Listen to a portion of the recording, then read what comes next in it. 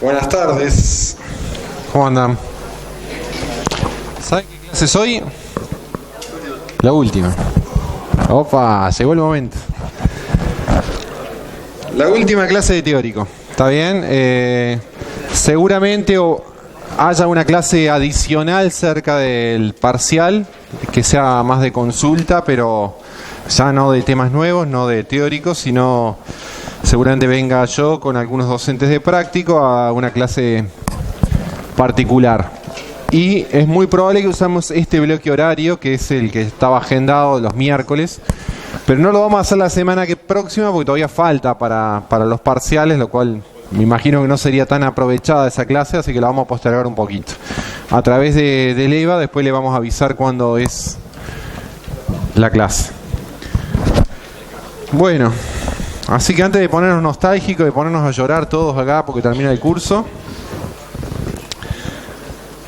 vamos a introducir el último módulo, que tiene que ver de alguna manera con una forma de dar una introducción a lo que va a venir. ¿Está bien? Algo sobre lo cual no hemos puesto el foco o el énfasis en este curso, que ha sido el diseño de tipos abstractos de datos, el diseño de módulos, si se quiere llamar, y es algo que se profundiza bastante más en programación 4. Ni siquiera programación 3, programación 4 profundiza en el diseño de programación modular en un paradigma diferente que se llama orientación a objetos, donde uno va a ver la palabra tipo abstracto de datos como una clase o un objeto. Y van a ver que la cercanía de las nociones que vimos en este curso y las que van a utilizar en programación 4 es muy cercano. ¿Tá? Un TAD uno lo puede ver como una clase en un lenguaje orientado a objetos. Entonces, de alguna manera, y para hacer como una reflexión final del curso, vamos a ver cómo sería o qué cosas hemos detectado importantes a tener en cuenta cuando uno diseña aplicaciones. O sea, cuando uno se focaliza más en la especificación y no tanto en la implementación, que ese ha sido el foco en el curso. O sea, que ustedes, lo que hemos dicho en las distintas tareas es darles especificaciones, ¿no? Los .h, y ustedes se han encargado esencialmente de hacer las implementaciones, los CPP. ¿Está bien?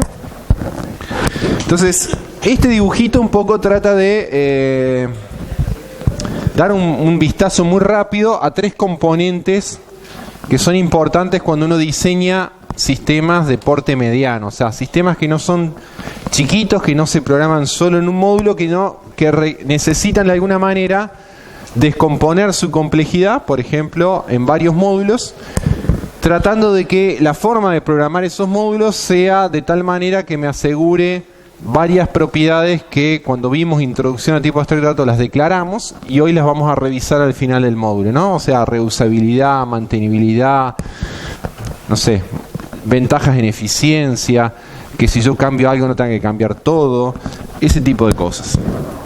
Entonces, en este dibujito, ¿qué es lo que estamos señalando? En ese triángulo verde es cuando uno quiere hacer una aplicación, un sistema de porte mediano, que uno ve que por su complejidad no es solo un módulo de código, sino que requeriría, digamos, un cierto desarrollo. Si quiero hacer el file system de un sistema operativo, un manejador de base de datos, un editor de texto, etcétera. Y entonces ahí aparecía como para diseñar esa aplicación uno puede usar módulos o tipos abstractos de datos. Y acá está separadas dos capas del tipo abstracto de datos. Lo que llamábamos la especificación, que es lo que está más resaltado acá porque va a ser el foco de la clase de hoy, y lo que son posibles implementaciones de ese tipo abstracto de datos. Entonces, la idea es que uno desarrolla la aplicación usando tipos de datos primitivos o no primitivos, y por eso son tipos abstractos, ¿no? Listas, pilas, colas, diccionarios, mappings, distintos tipos de cosas. Y cuando desarrolla esa aplicación verde, quiere hacerlo un tanto independiente a cómo yo voy a implementar la lista, la pila, la cola, el conjunto, el mapping. Yo me gustaría basarme en qué es lo que este módulo sabe hacer, su especificación. Yo en base a eso diseño la aplicación y pospongo de alguna manera las posibles implementaciones que cada uno de estos módulos, porque puede haber varias especificaciones de tags diferentes, pospongo la consideración de cómo se implementaría cada uno de esos módulos, o incluso si hay más de una forma, cuál elegiría y por qué. ¿Está bien? El foco del curso ha estado más centrado en que ustedes le dábamos un poco esto hecho y ustedes se han concentrado más en desarrollar implementaciones. ¿Está bien? Y incluso vimos que con distintos criterios yo puedo elegir alguna que sea mejor que otra. ¿En qué criterio, por ejemplo? En la implementación. ¿Por qué una implementación puede ser mejor que otra? Por la eficiencia, ¿no? O sea, porque esta es más eficiente en esta operación, por ejemplo, que esta otra. Por el uso de la memoria, el tiempo de ejecución, el espacio de almacenamiento son nociones de eficiencia que hemos abordado. Pero cuando uno hace el diseño o desarrolla la aplicación verde, no quiere meterse en todos estos detalles de acá. O sea, lo que quiere es desarrollar esa aplicación en base a una interfaz que me provee este módulo. ¿Qué es lo que sabe hacer hacia afuera? Y ahí nos centramos fundamentalmente en lo que llamamos la especificación o el punto H. Entonces, en base a ese dibujito hay dos preguntas que justamente son importantes en la programación modular. ¿Qué es un tipo abstracto de datos y para qué sirven? Entonces, de alguna manera, si uno mira, vuelve este dibujito, ¿para qué sirven? Bueno, para descomponer esta complejidad de hacer una aplicación compleja en base a módulos, ¿tá? Independizar o descomponer esa complejidad en partes, ¿está bien? Avanzar en la implementación del sistema sin preocuparme de las implementaciones de los módulos. ¿Está bien? Eso es un para qué sirve, ¿no? ¿Cuál es la vinculación que había entre eso, lo que acabo de decir, de la especificación, y una metodología de desarrollo de la aplicación? Por ejemplo, aquella basada en particiones y refinamiento. Yo descomponía, este no es simple, lo descompongo en varias partes, si este no es simple, lo descompongo en varias partes y voy refinando un arbolito. ¿Está bien? Bueno, justamente la forma de ir avanzando en esa abstracción de una parte de una especificación general y llega a código ejecutable en C++, ¿está bien? Uno va haciendo abstracciones de procedimientos y de tipos de datos.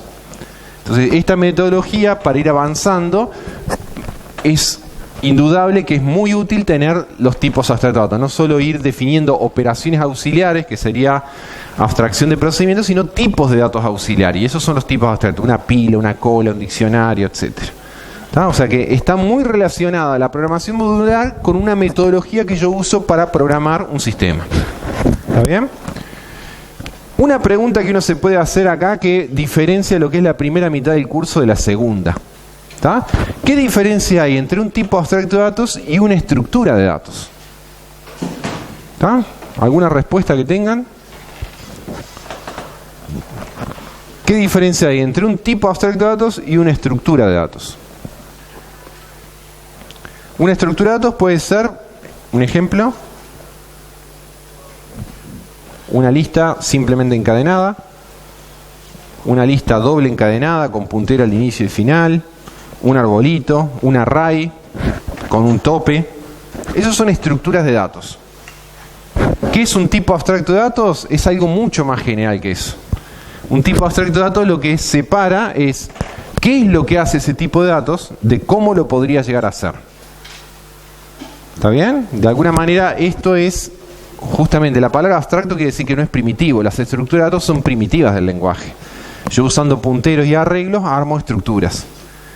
La primera parte del curso hizo énfasis en las estructuras. ¿Por qué? Porque bueno, justamente yo necesito poder programar esto, pero de la segunda parte interesa más cuando yo hago una aplicación las especificaciones, porque lo otro puedo decir, bueno, si yo soy una empresa y yo voy a trabajar en el diseño de una aplicación y tengo varios módulos de esto, yo empiezo a hacer el diseño de esta aplicación y delego en otra gente del equipo de trabajo ir implementando cada uno de estos módulos. Dame una implementación de este, dame una implementación de este. Es más, podría tomar las entregas que hacen de una tarea de usted y tomo el módulo tal de uno, el módulo tal de otro y las podría acoplar con el mismo caso de prueba, debería funcionar. Porque si las interfaces, que son estos módulos, están claramente identificados, yo podría acoplar justamente y dividir la complejidad del desarrollo de una aplicación grande en equipo de trabajo, paralelizar el trabajo. ¿Está bien? Entonces, estructura de datos fue lo que fuimos la primera parte del curso. Ahí no encapsulábamos nada, no hablábamos de abstracción. En la segunda parte del curso, a esa estructura de datos le dimos como una capa de comportamiento, de lo que se llama la especificación de un tipo de datos. Es como un salto de abstracción. Cuando uno programa sistemas pequeños, trabaja a este nivel y en general no anda haciendo especificación y todo, porque es simple. Pero cuando uno trabaja en sistemas medianos o grandes, trabajar de esa manera no es bueno. Si yo tengo 5.000, 10.000 líneas de código y está todo mezclado y quiero cambiar una estructura de datos, tengo que revisar todas las líneas de código y eso no es bueno. ¿De acuerdo? Entonces, cuando hablamos de especificaciones, ¿qué componentes hemos, espero, determinado que son claves si yo quiero hacer un diseño de un tipo nuevo? ¿Está? ¿Qué es lo que caracteriza una especificación? Entonces, si recuerdan, básicamente eran dos cosas. Un tipo, que era un nombre que uno le daba al tipo abstracto de datos, lista, pila, cola, un nombre, que como tipo uno solía decir que era opaco. ¿Qué quiere decir? Que ahí lo único que íbamos a hacer, es más, en el lenguaje siempre era un puntero a una representación elegida, pero la representación no está en la especificación, es como la dejo pendiente. ¿Está bien? O sea, de alguna manera yo no voy a decir a este nivel cómo se puede implementar. Un conjunto se podía implementar con una lista ordenada, con una lista no ordenada, con un árbol binario de búsqueda, con un arreglo de bits, con una tabla de hash. Se puede implementar con un arreglo con tope. Y no quiero, cuando yo especifico, estar hablando de esos detalles. Buena pregunta. ¿Alguien tiene una respuesta? ¿Por qué? Y en general no solo C++ pide que sea un puntero o una representación. Sí, no solo que me da libertad, como él dice, para escribir la estructura que más me convenga, pero ¿por qué tiene que ser un puntero? ¿Cómo? Exactamente, esa es la respuesta. Recuerden, cuando yo declaro una variable, por ejemplo, x de un tipo t, en un lenguaje, pero C++ es un caso particular, pero a otros lenguajes le pasa lo mismo. ¿Qué hace el compilador? El compilador, cuando trata de compilar esta instrucción, no solo ve que sintácticamente es correcta, sino dice, bueno, en la memoria le voy a asociar en un cachito de memoria que lo va a acceder desde el programa con el nombrecito X, un espacio para guardar cualquier elemento de este tipo T. Entonces, si sabe que es un entero, sabe cuántos bytes usa para representar un entero, por ejemplo. ¿Tá? Entonces le reserva para guardar cualquier entero de los representables. Ahora, cuando yo, por ejemplo, digo, mi tipo se llama lista, y no es primitivo del lenguaje. Entonces, si yo quiero declarar una variable del tipo lista, él me va a decir, yo qué sé cuánta memoria darle si vos todavía no me diste la implementación de esto. No sabe cuánta memoria reservar. Entonces la forma, una solución de compromiso que hace el lenguaje, diciendo, te doy cierto, te permito que hagas algo como una trampita. ¿Cuál es la trampita? Que siempre me pongas un puntero. Esto lo vas a elegir más tarde, la representación elegida. Pero al vos ponerme un puntero, yo por lo menos voy a guardar espacio para una dirección. Cuando yo sepa lo que vas a guardar, qué tamaño tiene, le haces el new en tiempo de ejecución y en tiempo de ejecución le asocias la memoria que precisás. Es por eso que en las especificaciones siempre ponemos punteros, porque así el compilador sabe que para esta variable, sin saber qué es lo que es esto, sabe que tiene que guardar espacio para una dirección. Entonces por lo menos puede seguir haciendo sus cosas. ¿Se entiende? Es una solución de compromiso para no trancar justamente poder hablar de cosas que todavía no sé cómo las voy a implementar. Pero además de elegir un nombre, que es el tipo, el nombre, opaco porque la representación no la conozco, otra cosa muy importante en la especificación eran qué operaciones, porque las operaciones son las que distinguen qué es lo que va a hacer este tipo. ¿Está bien? Entonces ahí habíamos identificado, si recuerdan, tanto para listas, pilas, colas, si repasan todos los TAD, las categorías estas se repetían.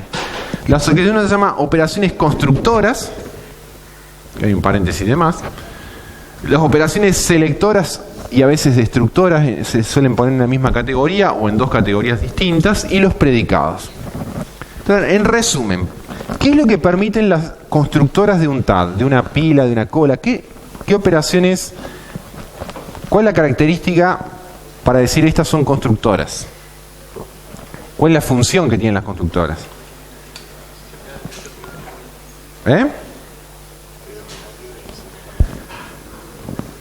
Si yo digo, mira, mi TAD se llama pila, entonces yo debería elegir ciertas operaciones de tal manera que me permitan que esas constructoras que elegí. Construir todas las posibles pilas. Si hay ciertas pilas que no las puedo construir, mi conjunto de constructoras no es adecuado. Por ejemplo, si solo pusiera una operación de push, que agrega un elemento al tope de una pila, pero no pongo una operación que genere un stack vacío, ¿está bien? De alguna manera sería como un set de constructores incompleto. Puedo agregar a una pila, pero ¿cuál es el arranque de la pila? Entonces digo, un vacía más un push es un set de constructores que cualquier pila la puedo generar. Arranco de vacía y voy apilando sucesivas veces. Cualquier stack que vos me lo dibujes, yo te lo construyo con esas dos operaciones. Lo mismo si repasan las listas. En la lista lo que pasa es que uno puede tener distintos sets de constructores. Por ejemplo, puedo tener un vacío para una lista y una operación que inserta por posiciones, donde la posición es un parámetro, un numerito. Puedo tener listas donde la posición sea, si yo quiero que la lista sea ordenada, que el criterio sea lo insertás donde corresponde, porque si la lista está ordenada, lo agregás de tal manera que siga estando ordenada. Puede haber listas de posiciones implícitas, esas que uno dice, agregalo luego de la posición corriente. Asume que hay como un cursor que está marcando una posición corriente y yo tengo operaciones para mover ese cursor. ¿Está bien? Entonces hay criterios diferentes. Pero lo cierto es que cuando uno piensa en las constructoras, porque ahora estamos pensando en cómo diseñar nuevos tags, no cómo ver los tags que ya le dimos, sino cómo hacer cosas nuevas. Entonces uno tiene que pensar qué operaciones le voy a poner a ese nuevo tag, de tal manera que todo lo que yo pensé que ese tag iba a tener, lo pueda construir. Esa es una. Inversa a esa están los selectores o selectoras. Las constructoras lo que hacen es generar. Y las selectoras lo que hacen es la inversa, es obtener de algo que ya está construido. ¿Está bien? Entonces, típicamente, en una pila yo decía, constructora tengo el vacío y un push. ¿Y selectora qué tenía? Bueno, inversa al vacío no hay porque no hay nada que sacar de una pila vacía. Pero de una pila que tiene, ¿no?, elementos con uno arriba, que es el que hice el push, puedo decir, dame el tope o borrar el tope, que sería el pop. Entonces puedo tener dos selectoras. Como inversa el push, tengo el pop y el top.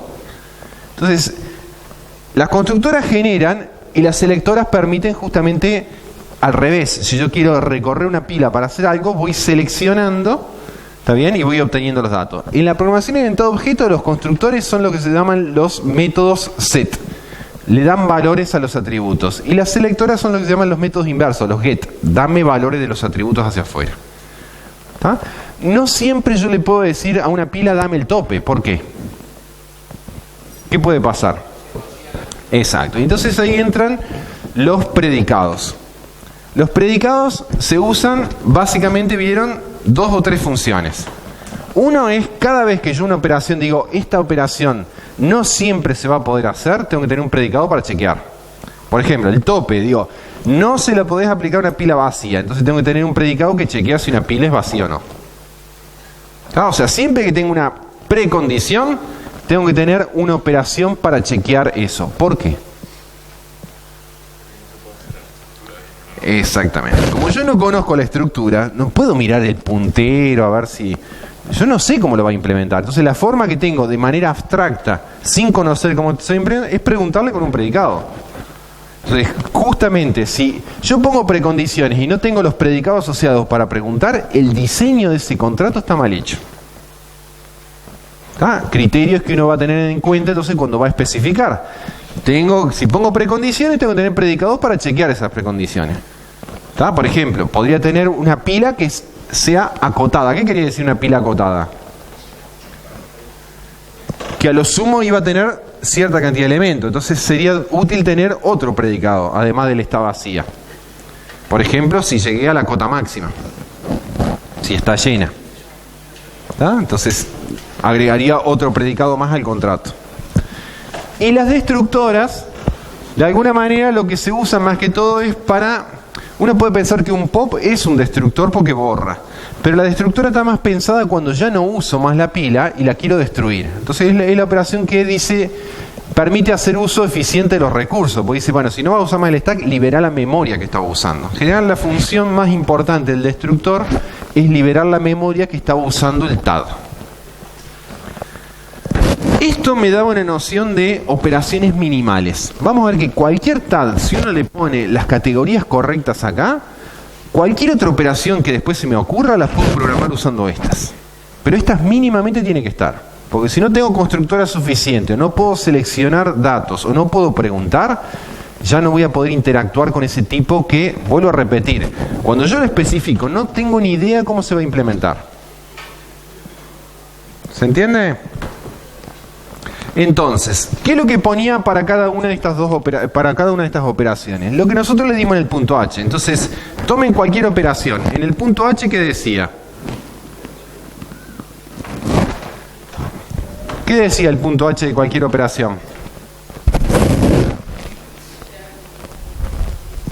Por ejemplo, en la operación push, ¿qué ponía uno para el push? En el H. El encabezado, que se suele llamar la firma de la operación, no sé qué parámetros toma, qué parámetros retorna, y exacto, la pre y postcondición. Eso es lo que va en una especificación. O sea, si ustedes miran el dibujito, es la parte de todo un desarrollo de un sistema que tiene menos código. Porque es un nombrecito, que es el TAD, y después firma de operaciones con descripciones, pues son comentarios las pre y post. Pero pasa a ser, créanme, el factor clave del diseño de una aplicación grande. ¿Ah? En una empresa, los que ganan más no son los que implementan estas cosas. Son los que saben cómo hacer un diseño de un sistema en base a estos contratos. ¿Está bien? Saben qué contratos, o sea, qué especificaciones son suficientes, ¿está bien?, para poder hacer un sistema funcionar. O sea que la parte más interesante o más creativa pasa por el diseño, que no es donde está el código, es donde hay menos código, que son las especificaciones. Porque acá empieza a aparecer código cuando uno pone los árboles, los punteros, empieza recursión, iteración, bueno, uno sabe toda la complejidad que está acá. En programación 4 ustedes van a focalizar en diseño de aplicaciones, ¿no? Van a ver patrones de diseño, van a ver programación en todo objeto con lenguajes comerciales para hacer diseño de aplicaciones. Pero todo esto se engancha naturalmente o directamente ahí. ¿Está? Entonces, eso es lo que es una especificación. Un nombre, estas operaciones y para cada uno su tipo con pre y post condiciones. ¿Está? ¿Qué puede aparecer de variante en un TAD? Cosas que nos aparecen, estoy focalizado solo en las especificaciones. Hoy casi que no voy a hablar de implementación. No me importan los árboles, las listas, los arreglos, nada. ¿Está bien? Cuando hablo de especificar un TAD, hay dos versiones para cualquier TAD, sea una lista, una pila, una cola, lo que sea. ¿Es acotado o no es acotado el comportamiento? Y eso se refería, como dijimos recién, a la cantidad de elementos. Si yo lo quiero topear o no lo quiero topear. ¿Tá? Por ejemplo, el stack de ejecuciones de la máquina, ¿es acotado o no acotado? Acotado. ¿Y por qué lo saben? El mensaje stack overflow, ¿no? O sea, lo que dice es, cuando desbordo el stack, quiere decir que pasé la cota. ¿Está bien? Y capaz que le ha sucedido eso. Cuando uno programa la recursión y se olvida el caso base, en algún momento llega ese mensaje. ¿Está bien? Pero hay otros comportamientos que uno no lo quiere acotar. Uno dice, ¿qué quiere decir que no lo acotes? A nivel de especificación, yo digo, siempre puedo agregar. Y uno sabe que eso idealmente no existe. Porque la memoria es finita y en un momento no vas a poder insertar. Pero no lo quiero restringir con una cota desde el contrato. Sino mientras tengas memoria, vos podés agregar. ¿Se entiende? A nivel de especificación, el push dice, agrega un elemento al tope del stack. Y no dice que no puede. Si fuera acotado, ¿qué diría el push? Agrega un elemento al tope del stack, precondición, no está lleno. O sea, no puede agregar siempre. ¿Está bien? O sea, cuando llegaste a ese lugar, ya no podés agregar más. ¿Está bien? ¿Qué otro? O sea, que estamos viendo, ¿qué cambia entre una especificación de un TAD acotado y uno no acotado? Aparece una cota, que seguramente es un parámetro que uno se lo pasa en la especificación. ¿En dónde se le suele pasar a esa cota? En el constructor, cuando hace el crear, ¿no? El crear típicamente recibe un valor y a partir de ahí yo lo seteo. Uno dice, si no lo pasara el crear, ¿dónde lo podría definir? Y lo podría poner en el módulo de definición como una constante arriba, pero no está muy bueno porque uno podría crear dos cosas acotadas de tamaño distinto. Entonces, si yo lo permito cuando lo creo pasarlo como parámetro, hago una pila de 20 y ahora hago una pila de 50. Las dos son acotadas, pero las cotas son distintas. ¿Está? Entonces, tengo una cota. Las operaciones que agregan Tienen precondiciones, me dijeron ustedes, pero si tengo precondiciones, entonces ¿qué es lo que agregaba? Predicado. Tengo que chequear en un predicado para chequear si está lleno. Eso es lo que cambia entre cualquier acotado y no acotado. Esos cambios mínimos, ¿no? Una cota, precondiciones cuando agrego y operaciones predicados para chequear las precondiciones. ¿De acuerdo? Otra cosa que se vincula con las especificaciones. Uno dice, ¿qué hago? ¿Una especificación minimalista o le pongo más operaciones? Es una duda que uno puede tener, ¿no? Dice, estoy tentado a decir agrego más operaciones. Por ejemplo, una pila pongo las básicas, pero le pongo una que me dé el tamaño de la pila, otra que no sé. ¿De acuerdo? ¿Qué me conviene? Bueno, las dos decisiones de hacer algo minimalista y si necesito algo más grande, incluyo lo minimalista y lo extiendo, o hacer algo directamente extendido de una, tienen ventajas y desventajas. La ventaja de hacer algo minimalista y si después preciso algo más grande, incluyo esto y lo extiendo, ¿está bien? La ventaja es que las otras operaciones que yo agregue después van a usar a las minimalistas solo a través de las operaciones, a las constructoras, selectoras, predicados. Nunca van a acceder a la estructura. ¿Se entiende? Entonces, estas otras operaciones adicionales, si por ejemplo tengo una que me da, no sé, que concatenas dos pilas, por decir algo, y yo después cambio la implementación de esta pila, pero esta solo podía usar las constructoras, selectoras y predicados, cambio la implementación de esta, la operación que usaba las constructoras, selectoras y predicados no cambia, porque no podía ver la implementación, entonces no cambia. Si yo metía todas las operaciones juntas y todas tenían acceso a la estructura, cuando cambio la estructura, cambian todas. Entonces, ¿qué permito haciendo algo mínimo y después si necesito lo extiendo? Que si yo cambio la implementación, lo mínimo lo voy a tener que cambiar seguro, pero lo resto no. Esa es una ventaja. Ahora, ¿cuál es la desventaja? La desventaja puede ser la eficiencia. Porque si yo hubiera puesto todas las operaciones con la misma estructura, puede ser que para hacer las otras no necesite invocar las primitivas y capaz que ser más lento, sino que directamente accedía a la estructura, puedo hacer cosas más rápidas. Entonces, usabilidad, reuso versus eficiencia. ¿Cuál me conviene? Y bueno, depende de lo que esté haciendo. ¿Ah? En general, uno lo que trata es de tener el criterio este. Y si necesita algo extra, lo extiende. Porque eso es más como, desde el punto de vista de diseño, más uniforme. ¿Está bien?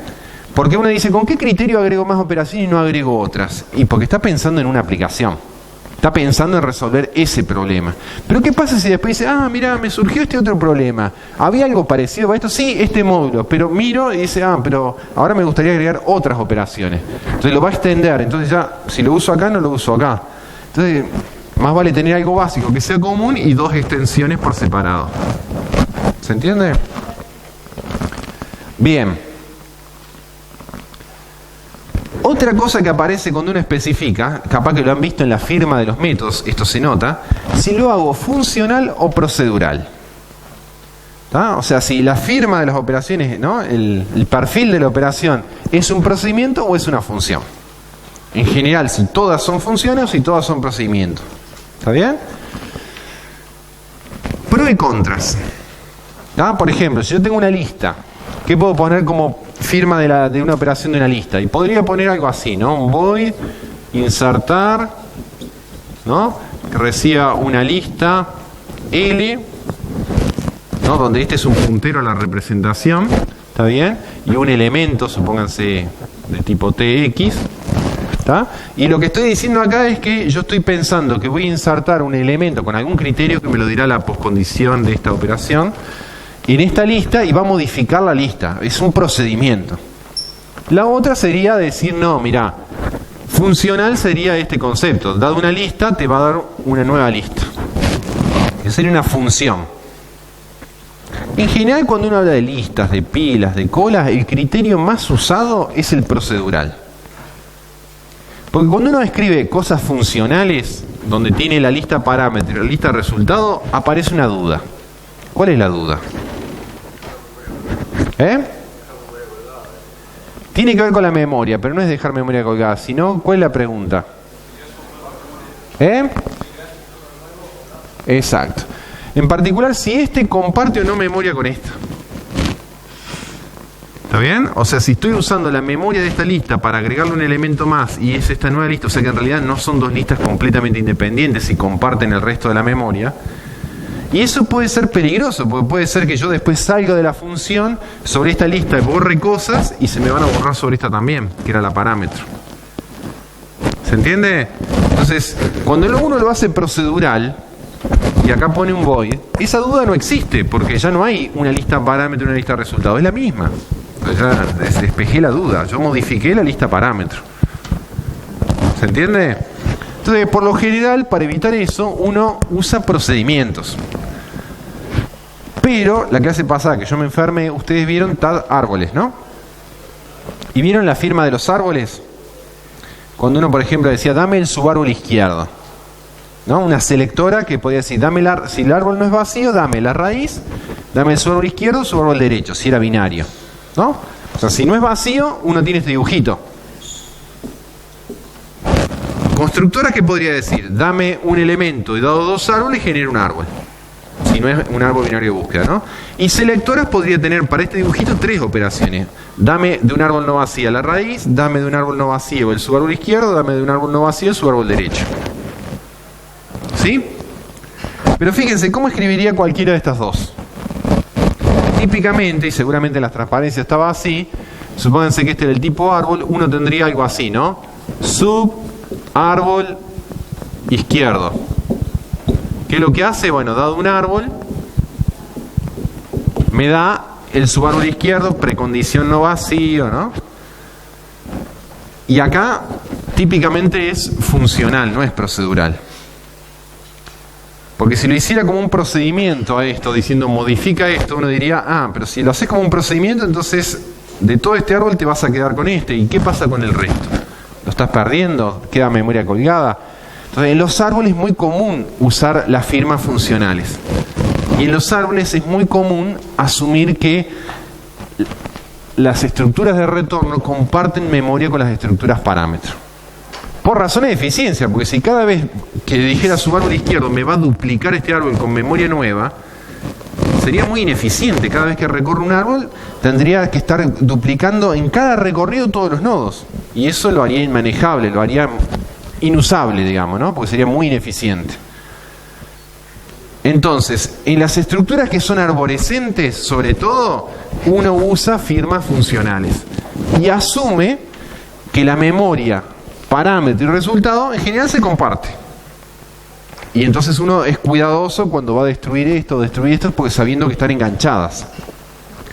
Pero cuando uno usa estructuras más operacionales, como estructuras lineales como listas, pilas, colas, conjuntos, lo que sea, uno usa más procedimientos que funcionen. Pero esos son criterios generales, uno podría usar uno u otro.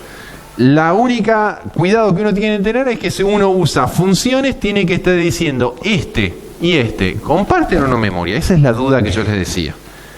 Y de alguna manera, eso debería quedar escrito en la poscondición. Porque eso depende del que va a usar esa firma, sepa que si después borra algo, si se le borra también el parámetro, no se le borra. Eso es parte del comportamiento. Salvo que uno lo defina como una política general, mira, todos mis tags comparten memoria, entonces no lo escribo en cada operación, porque lo tengo como una política global. Pero si yo quiero tener comportamientos diferentes, este comparte y este no, lo tengo que escribir. Cuando escribo la pre y post, tengo que dejarlo claro para que después el que usa el tag sepa que si no le funciona bien porque está borrando, es porque estabas compartiendo memoria. ¿Se entiende? ¿Sí? Entonces, cosas que nos aparecen en las especificaciones, las cotas, las procedural o funcional y si comparto o no memoria. Bueno, esta pregunta tenía que ver con por qué en este dibujito podía tener varias implementaciones, pero esto un poco me lo respondieron recién, ¿no? Si yo tengo una especificación, ¿por qué le tendría sentido acoplarle diferentes implementaciones? Por ejemplo, yo estoy haciendo un sistema, ¿no? En una empresa me dice, mira, para la semana que viene tengo que tener una versión, aunque sea que se arrastre, pero de este sistema. Entonces, ¿qué haría uno? Diseña rápido las especificaciones para convencerse que eso abarca la funcionalidad verde que le pidió el sistema, y para cada uno toma alguna implementación aunque sea muy ineficiente. Por ejemplo, para este elijo este, ¿no? Para otro módulo elijo este otro. Algo por lo menos básico. Si eso cumple las expectativas funcionales del cliente, yo después lo que puedo hacer es ¿qué cosa? Este es muy lento, bueno, cambiar esta por esta y ahora este módulo funciona más rápido. Pero el resto de la aplicación no lo toco, cambio las implementaciones. ¿Está bien? Entonces, de alguna manera, ¿por qué puedo tener varias implementaciones? Porque, bueno, cada una se puede distinguir de la otra por tiempo de ejecución, espacio de almacenamiento, por reuso, porque sea más fácil. Yo ya tenía una implementación hecha para, bueno, reusarla, entonces acotás el tiempo de desarrollo, ¿no? Porque facilita el mantenimiento, criterios que uno puede tener para tener distintas implementaciones. ¿Está bien? Bueno, y como le decía, todo tiene pros y contras, no hay algo que sea ideal, ¿no? O sea, por ejemplo, si yo elijo optimizar tiempo de ejecución, lo vimos en el curso, ¿no? En general lo hago a veces a costa de uso de memoria adicional. O sea, si gano en tiempo, no gano en espacio y es muy raro ganar en las dos. ¿Está bien? Si, por ejemplo, quiero la eficiencia versus los otros aspectos, que son que la implementación sea legible.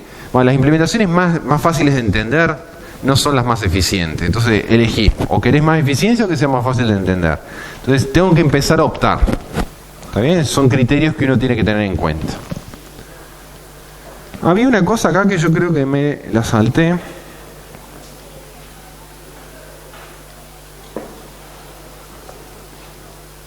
Bueno, ya está.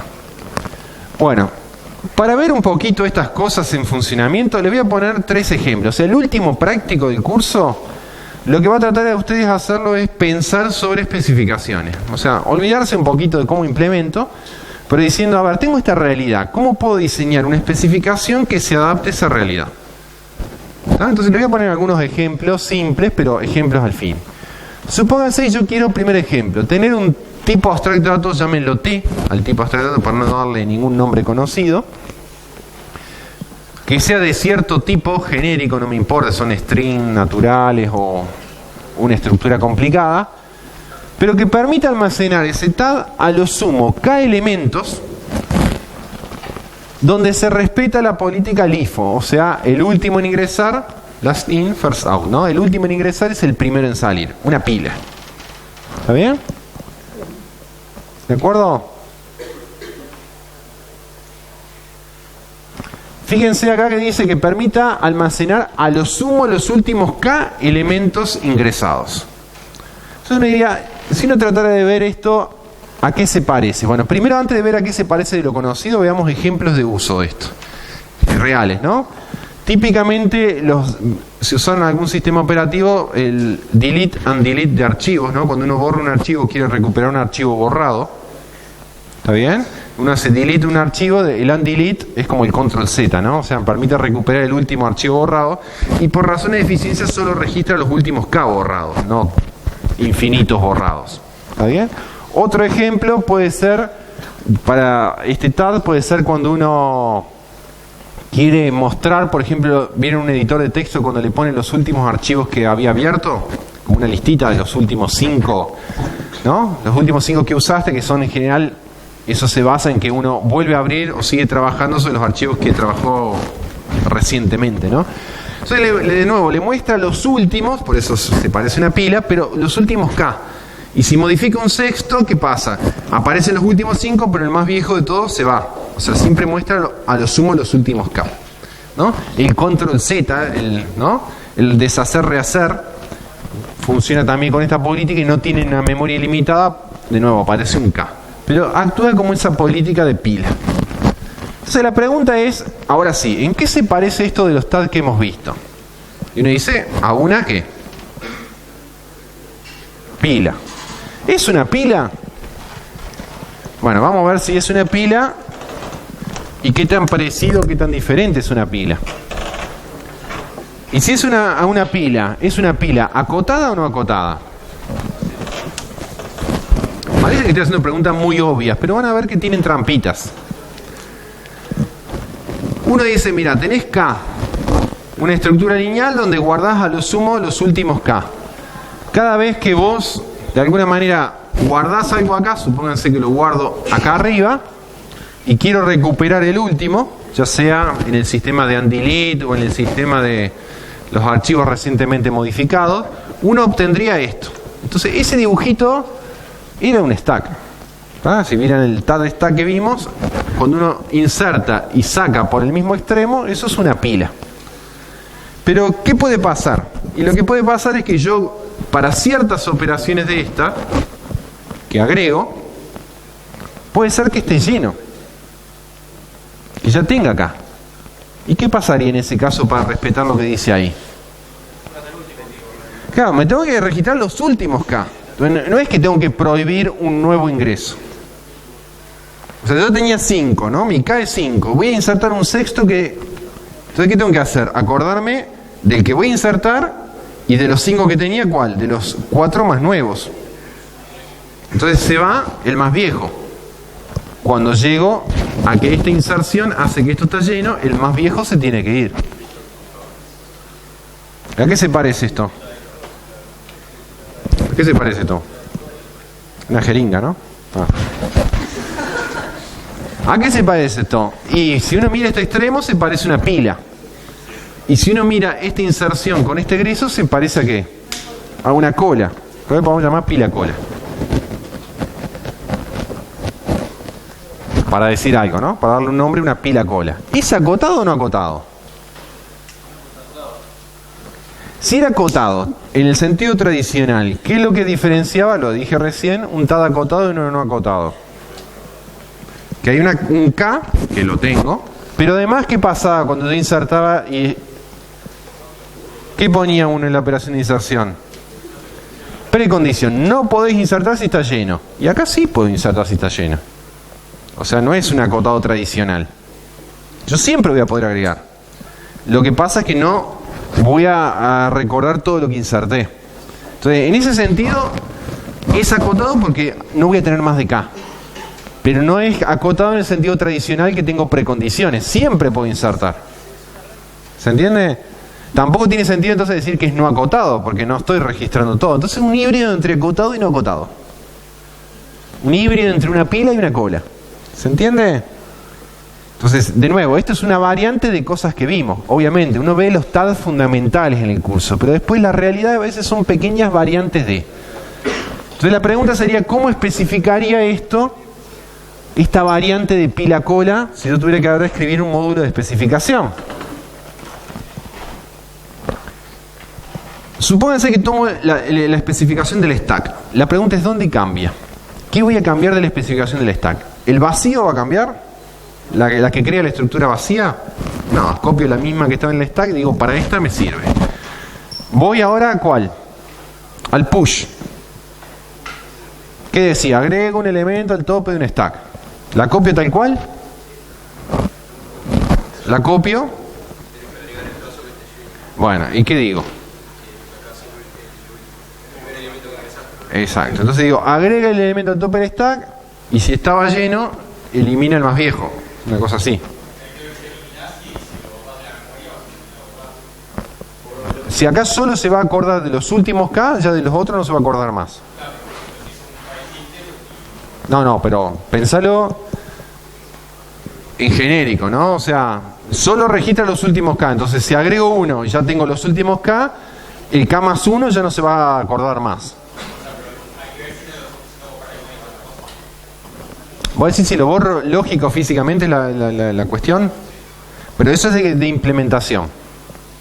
¿Está bien? O sea, a nivel de especificaciones yo ya no lo veo más. ¿Qué haces vos a nivel de implementación para que eso sea eficiente? Desde el punto de vista lógico no lo vas a ver más, entonces sería útil que desde el punto de vista físico lo liberes, pero eso es potestad de la implementación, no del contrato. Yo lo que diría acá es, bueno, lo borra, pero decir físicamente capaz que es abusar un poco de lo que le pido. No lo vas a usar más, lo borrás. Y bueno, si no lo borras, si lo borrás solo lógicamente y no físicamente, estás desperdiciando memoria. Capaz que lo podés poner, pero sería como un poquito innecesario, digamos, ¿no? Un poquito dar detalles de más a nivel de especificación. ¿Sí? ¿Qué otra cosa? La operación que me da el elemento que está en el tope, el top, es la misma. El pop, la que borra el último, también es la misma. ¿Y qué otra operación cambia? Y básicamente, nada más. ¿Pondrían alguna operación extra? Por ejemplo, el que borra el más viejo. Bueno, vamos a ver. Acá está un poquito ese dibujito. Voy a tapar acá para que se vea mejor. Entonces acá tendría la especificación de esto, que estoy tratando de copiar la pila y ver qué cambio de la especificación de la pila para que simule ese comportamiento de la jeringa, ¿no? Entonces digo, bueno, voy a tener mi tipo T, mi TAD se llama T, va a ser un puntero, una representación opaca, por ahora no me preocupo cómo se va a implementar, y empiezo a poner las operaciones constructoras, pongo un crear, le doy el K y me genera una T, sería pila cola, o jeringa si quieren le ponemos, ¿tá? Una pilar que reciba, si es de enteros, pensemos que es de entero, una jeringa, un entero, y lo hace como procedimiento, lo agrega, y entonces acá viene la parte interesante que dijeron por acá, ¿no? Dice, inserta IMP. Si estaba llena P antes de la inserción, o sea, tenía acá elementos, elimina el valor ingresado primero, o sea, el más antiguo. Eso de alguna manera da esa ilusión. Agrega un elemento y si estaba lleno, elimina el más viejo. ¿Se entiende? Sí. Acá igual estoy diciendo lo que quiero, no es que estoy ejecutando código. Yo lo que digo es, mira, inserto el elemento. ¿Tá? Si ya tenía acá, el más viejo se tiene que ir. Si vos después cuando escribís el código, primero lo borrás y después lo insertás, eso es una cuestión de cómo llevas a la práctica esta descripción. ¿Está bien? Yo lo que sí tengo que tener en cuenta cuando especifico qué es lo que es, que este comportamiento no sea ambiguo. Que no pueda venir el implementador y hacer dos cosas, capaz que invierte los procesos, pero el resultado final tiene que ser el mismo. Si no es el mismo, hay algo que está mal. La especificación quizás era ambigua.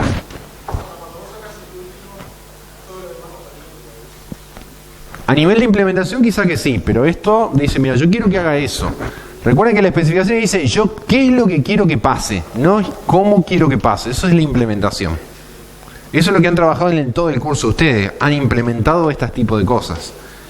Ahora estamos tratando de nosotros escribir los contratos. Estamos parados en diseños de especificaciones. ¿Se entiende? Entonces digo, el crear es tal cual. El insertar ya lo toqueteé, que es el apilar.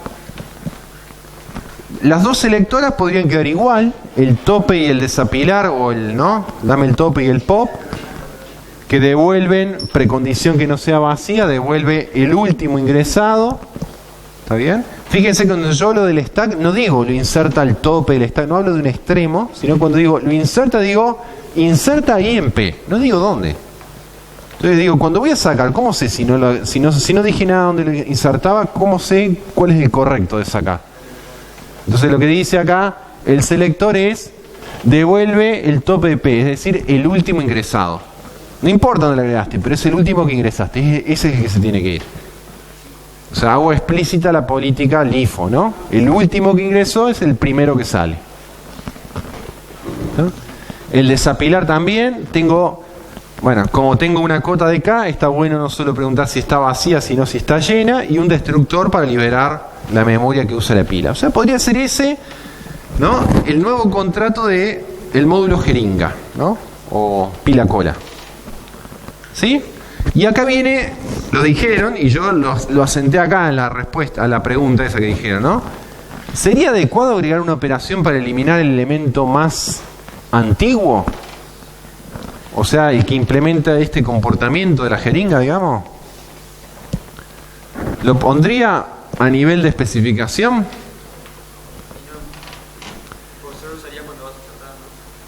O sea que vos decís, lo ves como una operación auxiliar de esta en realidad. ¿Qué pasaría si yo lo agrego? O sea, pongo dual a este que borra el último, otro que borre el primero. ¿Qué podría pasar? Podría pasar, si yo lo pongo como una operación desde la especificación, podría ser que alguien diga, voy a borrar, y borro cuando no estaba lleno. Entonces ya ahí estoy desfigurando el comportamiento, porque yo solo quiero que se vaya el más viejo si estaba lleno cuando inserto. Entonces, típicamente eso, hay un error muy común, es que uno empieza a agregar operaciones que no deberían estar acá, que son auxiliares de esta, por ejemplo. Ese borrar el más viejo es auxiliar de este. ¿Y dónde podría estar esa operación? Podría estar en el CPP, pero como una operación auxiliar para poder implementar esta. Pero no como una operación de las que yo le doy a esta aplicación para que vea. Él no va a poder nunca borrar el más viejo, sino el comportamiento de que se va el más viejo es como consecuencia de ciertas inserciones. O sea, lo único que podés hacer vos es insertar. ¿Se entiende?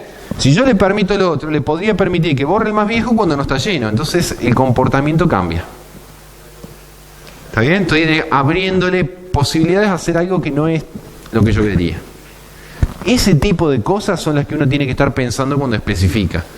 Especificar lo que quiero, pero no dejar puertas abiertas a que después tenga comportamientos indeseados. O sea, que le permita hacer cosas que yo no quería. ¿Está? Entonces, lo que es auxiliar puede estar en la implementación, pero ya no es visible desde el contrato, que es la especificación. ¿Está? Bien. Bueno, un segundo ejemplo. Hoy la clase va a ser más corta, así que pónganse contentos. Un segundo ejemplo, que después lo vamos a trabajar en el práctico, es...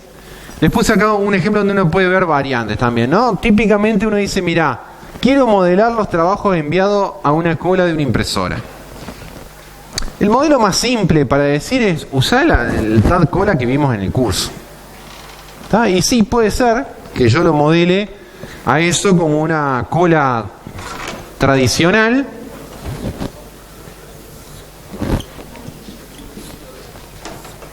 ¿no?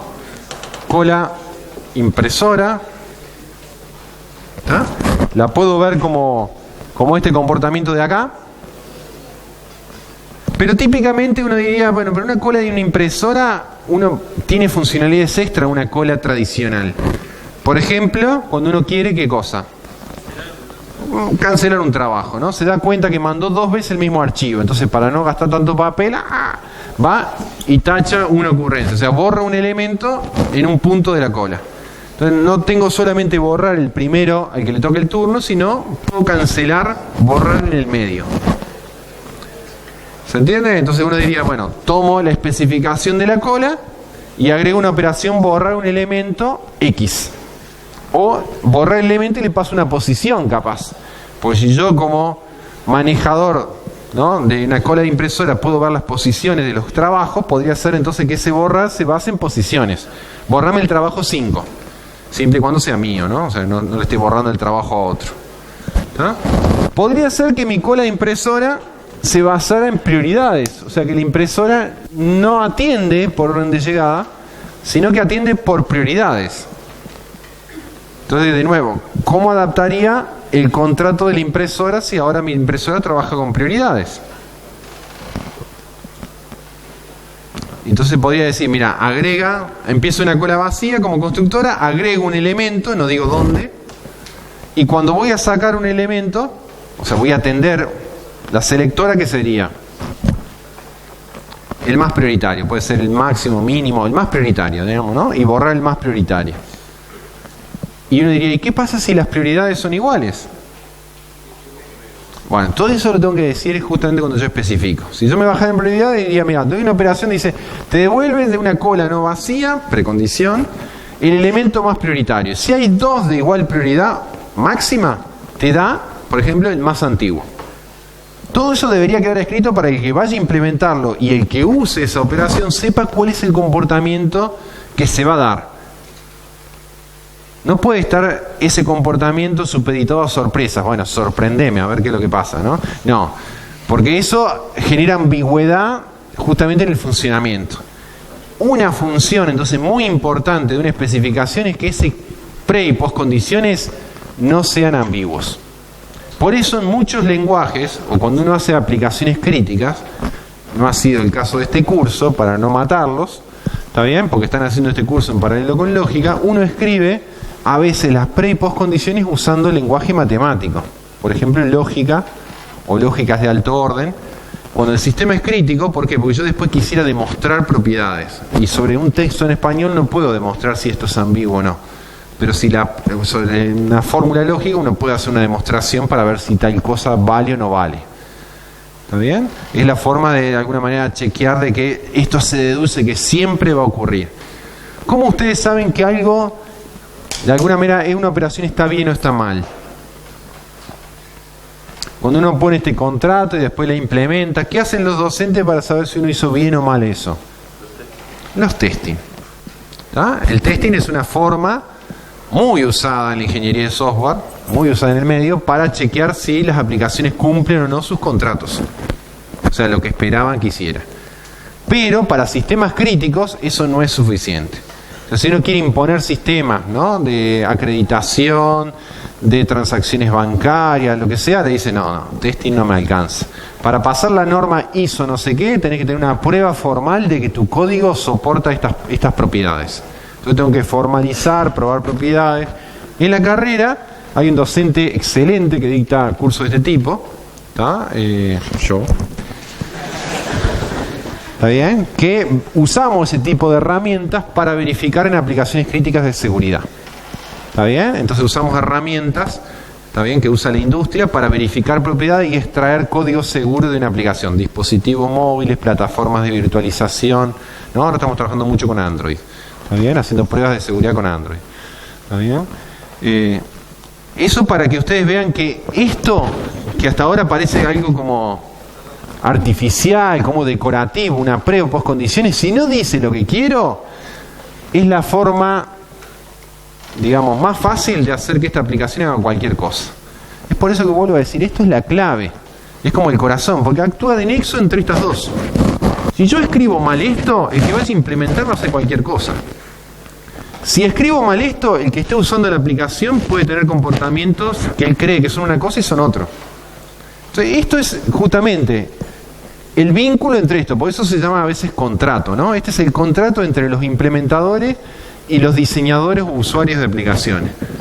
Es por eso que esto es tan importante y por eso que Programación 4 le va a poner mucho el foco a los patrones de diseño, de escritura, de contratos de software, usando el paradigma de orientación a objetos. ¿Ah? Un último ejemplo que tengo acá para mostrarles tiene, quizás lo comentaron, que ver con la clase de la semana pasada, con árboles. ¿Está bien? Típicamente uno quiere, digamos, hacer un TAD que tenga que ver con árboles generales. De eso que les encanta a ustedes, ¿no? Los árboles generales. ¿Ah? Un ejemplo puede ser un file system. Típicamente un file system como árbol general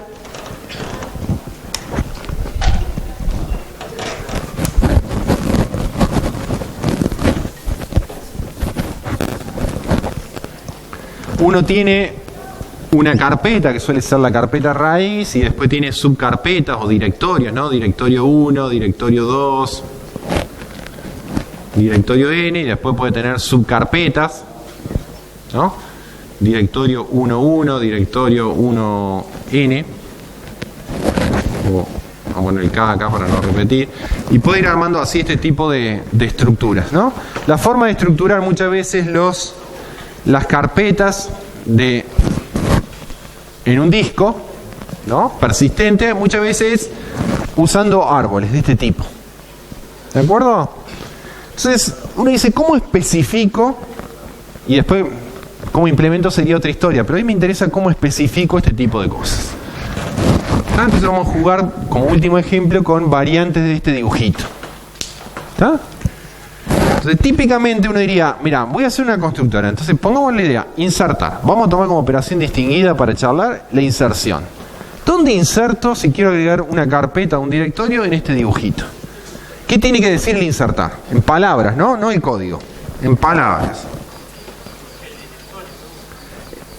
El directorio que voy a insertar en parámetros, sí. Quiero insertar el directorio X.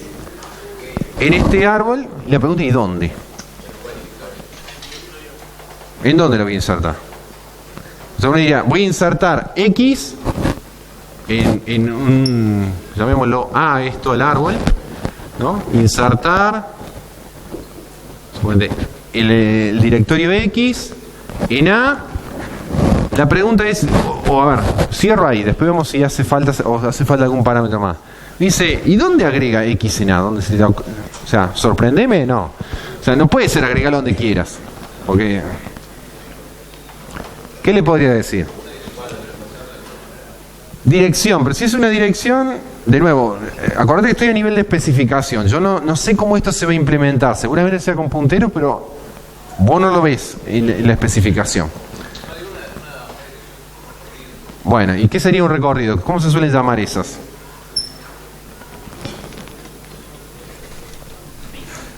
Ruta, muy bien. ¿Está bien? Una ruta, ¿no? Que uno suele escribir un path, ¿no? Una ruta que uno diga, mira, directorio 1, directorio 1.1. Por ejemplo, agrega por ejemplo, X y le agrego por ejemplo, un parámetro más, ¿no? Quiero agregar X en A en esta posición, entre comillas, ¿no? Donde la posición sería como un camino en el árbol. Eso es una ruta. Raíz de 1 de 1.1. Lo quiero insertar abajo de este. Me faltaría alguna cosa más, porque diciendo, abajo de ese puede haber otros. ¿Qué pasa si hay otro? ¿En qué lugar lo querés? Bueno, tendría que haber un criterio, ¿no? Agregarlo ordenado, o agregarlo como primero, o como último. ¿Se entiende? ¿Sí? Pero podría decir, mira, a ver si nos ponemos de acuerdo. Inserta X en A en esta ruta, si es que esta ruta existe, si no, no hace nada, y lo agrega como primer subdirectorio, y si había otros, mantiene los anteriores. Todo eso diría la operación de inserción, por ejemplo, una variante de la inserción. ¿Sí? A ver, ¿eso tiene sentido? Y uno sabe que los file system sí, pero porque los file system imponen algo. Este dibujito no puede ser cualquiera. O sea, en particular, no me va a permitir un file system que este sea igual a este. ¿Y por qué no me permite eso? ¿Por qué de 1 y de 2 tienen que ser distintos como nombres? Supónganse que yo acá tengo...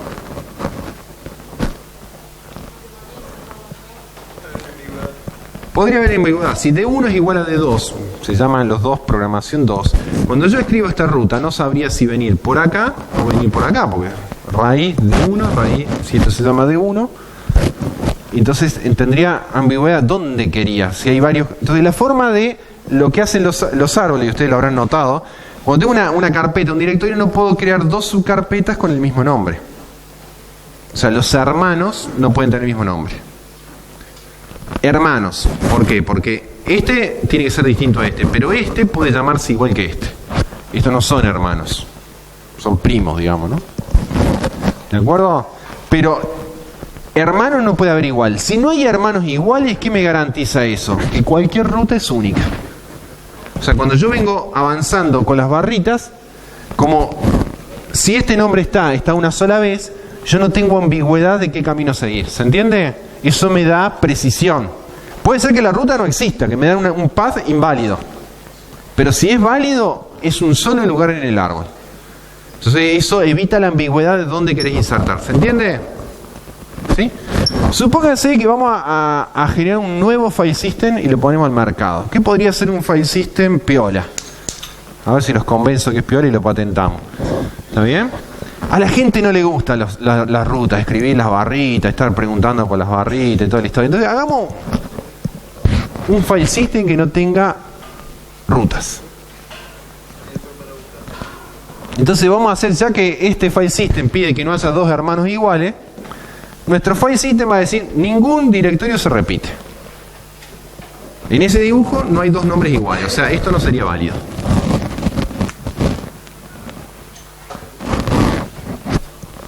Supongo que yo digo, voy a tener árboles generales sin repetidos. Eso es lo que estoy diciendo, ¿no? Ningún nodo se repite en ningún lado. ¿Está? Y en general suelen ser no vacíos. ¿Por qué digo no vacíos? A ver, si solo tuviera la inserción con esta ruta, ¿cuál es el problema? Incluso en el ejemplo anterior donde permitía repetir acá, ¿cuál es el problema? Y dice, mira, vas a insertar en esta ruta, ¿está bien? En este árbol. Y uno diría, pero estoy suponiendo que existe ¿quién? La raíz, por lo menos. Porque si no lo voy a insertar como hijo de, tengo que tener al menos uno. Entonces, en general, uno cuando tienen un file system, dice los árboles son no vacíos. O sea, el root nunca lo podés eliminar. Podés borrar todo lo que está abajo, pero el directorio raíz siempre... Podés borrar los archivos que están en el root, pero el root como nodito como no se va nunca. Entonces tengo un nodo, entonces ahí sí, a partir de ahí puedo armar todas las rutas. ¿Se entiende? Bueno, supónganse entonces que digo, ningún elemento se repite. ¿De qué podría ser una operación de inserción más piola donde no le pase la ruta?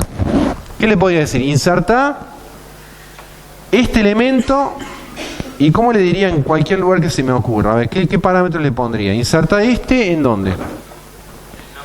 Le daría el árbol y el nombre del directorio padre, por ejemplo.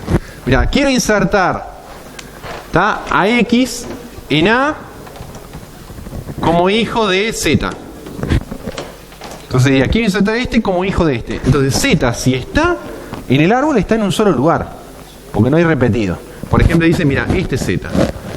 Entonces agregalo como hijo de este.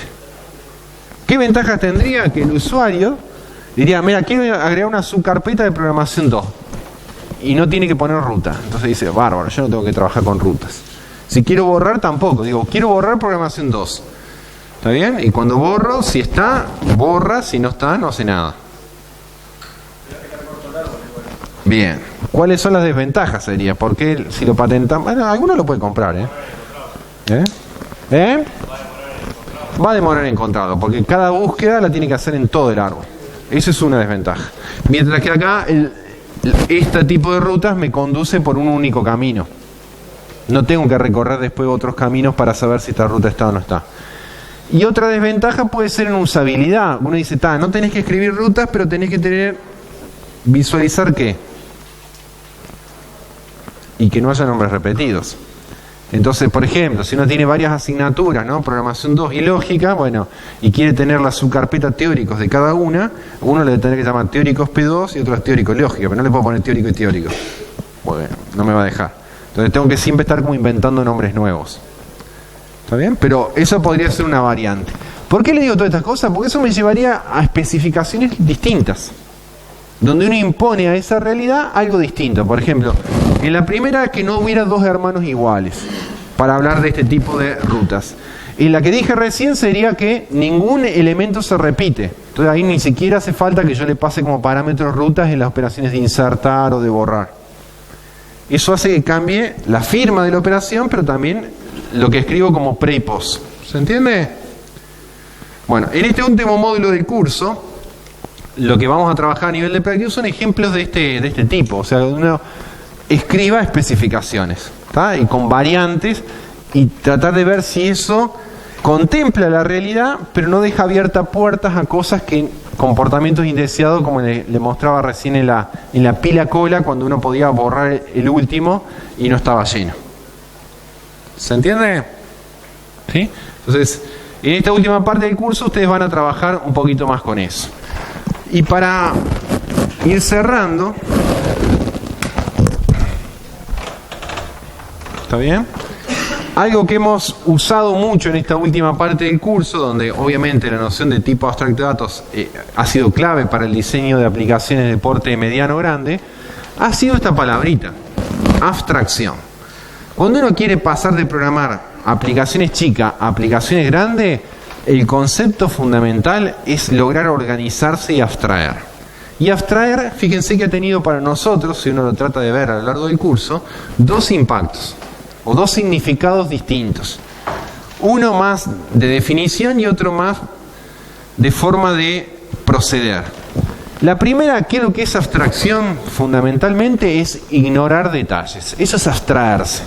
Cuando yo me abstraigo de algo, por ejemplo, un estudiante en BDLIA le pide los datos mínimos que precisa para la operativa de ese estudiante en la facultad, pero no les pregunta ni el color de pelo, ni el color de ojo, le pregunta los datos de contacto mínimos necesarios, ¿está bien? Y va registrando la información, pero hace una abstracción del estudiante en sí, ¿está bien? Y ignora muchos detalles. No siempre es fácil, y uno, ¿cómo hace esto profesionalmente? Bueno, es lo que se llama en la ingeniería de software el análisis de requerimientos. ¿Cómo yo sé sobre una realidad? Un médico me pide un sistema, un abogado me pide un sistema. ¿Cómo yo sé qué abstraer, con qué quedarme y qué ignorar? ¿Está bien? Eso es todo un área que se llama análisis de requerimientos. Ver qué es lo que quiere la persona que yo haga y de qué de esa realidad me puedo desprender, no me aporta, me genera ruido, ¿está bien? Y qué otras cosas son sí importantes para que yo pueda construir el sistema a partir de ahí. Esa es una cosa fundamental. ¿Eso lo han tenido que hacer ustedes en el curso? No. Porque las abstracciones, cuando nosotros planteamos las letras de las tareas, ya las hicimos nosotros, ya hicimos ese trabajo. O sea, en cursos que vienen posterior a la carrera, ingeniería de software, una de las tareas iniciales son hacer análisis de requerimientos. Lo primero que quiero hacer un sistema, bueno, ¿cómo hago el contrato inicial de ese software? ¿Qué cosas ignoro y qué cosas no? Cuando uno ya determinó qué cosas deja fuera, igual lo que le quedó escrito puede ser algo complicado. Entonces dice, esta aplicación va a requerir un diseño modular. Entonces ahí viene el segundo significado que sí le hemos dado en este curso a la noción de abstracción, que es, vamos haciendo el sistema, pero vamos posponiendo la consideración de detalles. ¿Se entiende? O sea, ¿qué quiere decir eso en el dibujito que yo les mostraba hoy al comienzo? Lo quiere decir, vamos haciendo el sistema y vamos haciendo lo verde usando los amarillos. Y posponemos todas las implementaciones. Cuando termine de hacer el sistema y me cierre el sistema, ¿no? Lógicamente, usando solo operaciones que están en los contratos, bueno, entonces digo, el diseño me cerró, bueno, empiezo a implementar los módulos. Pospongo la implementación, pospongo mejorar esta por esta, que es la eficiencia. Todo eso lo puedo posponer. No lo tengo. Cuando yo hago la aplicación en el primer nivel, me centro en el nivel lógico. Y en el segundo nivel es el nivel físico y la eficiencia. ¿Se entiende? Es más, yo puedo ser en la empresa quien hace los diseños. Y puede haber otra gente que se especializa en la implementación. Y puede haber otra gente que hace el nexo entre este y hace el testing de unidad. Y hay otra gente que hace el vínculo entre este y hace el test de sistema para ver si esto está usando adecuadamente los módulos. Entonces, hay roles en las empresas de software cuando el sistema no es chiquito, sino es modular o grande. ¿Está bien? Entonces, volviendo acá, lo que hemos visto es que tratamos de avanzar en la construcción y esperemos que cuando lleguen ustedes a la tarea 5 y se acaba el curso, van a ver que la tarea 5 es juntar muchas de las cositas que hicieron hasta la tarea 4 y hacer un sistemita. Hacer un puzzle. ¿Está bien? Un puzzle es juntar y ver, mira, esto que había hecho la cola de prioridad para acá, esto que había hecho acá, bueno, ahora puedo hacer este sistema. ¿Está bien? Y ahí cerramos el curso. Entonces, conclusiones. Hablo de tarea y ya se siente el ruidito, ¿eh? La metodología que vimos una metodología para posponer la consideración de detalles, es adecuada en particular para este curso, pero en programación 4 van a haber otras. ¿Está bien?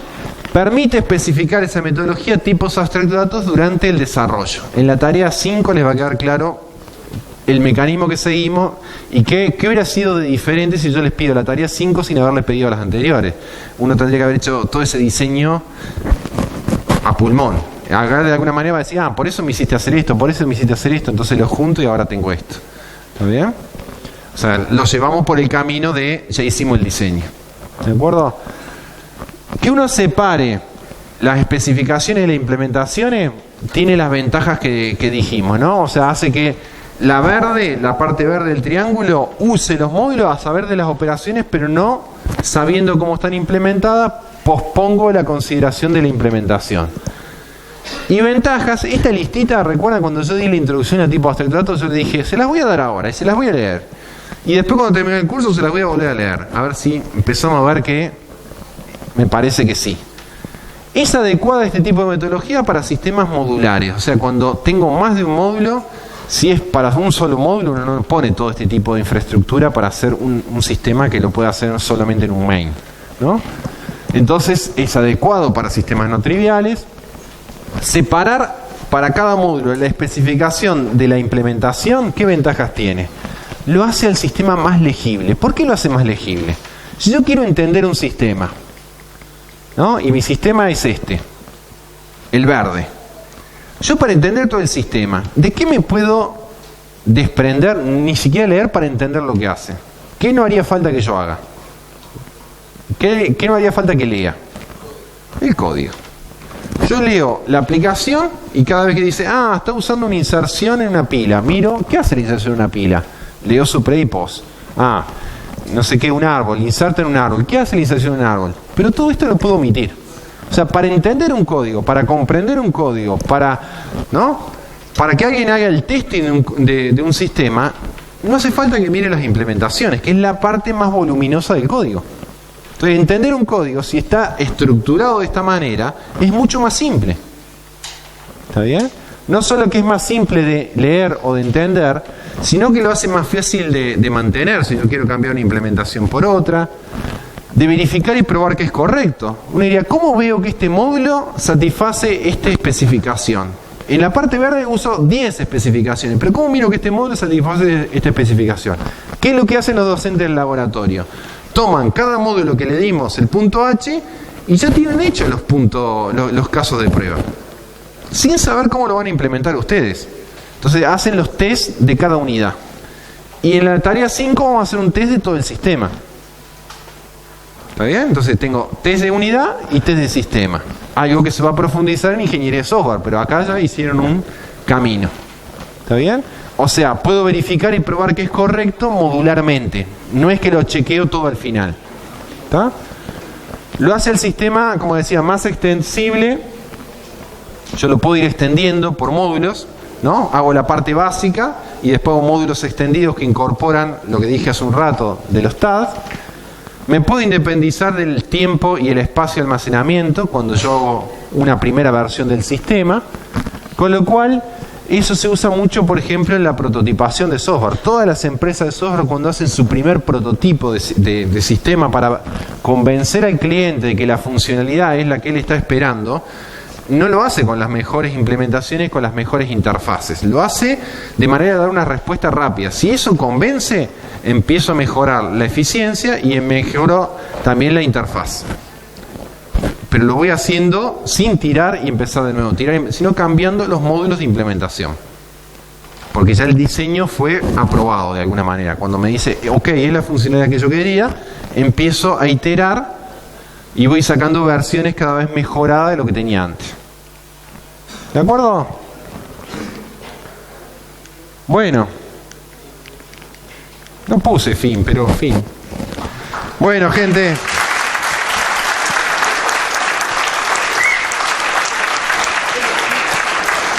No, sinceramente quiero, agradecerles, desearles, estamos en el extremo final del curso, ¿está bien? No se viene acá la poda de estudiantes, sino al contrario, se viene como el cierre del curso, ¿está bien?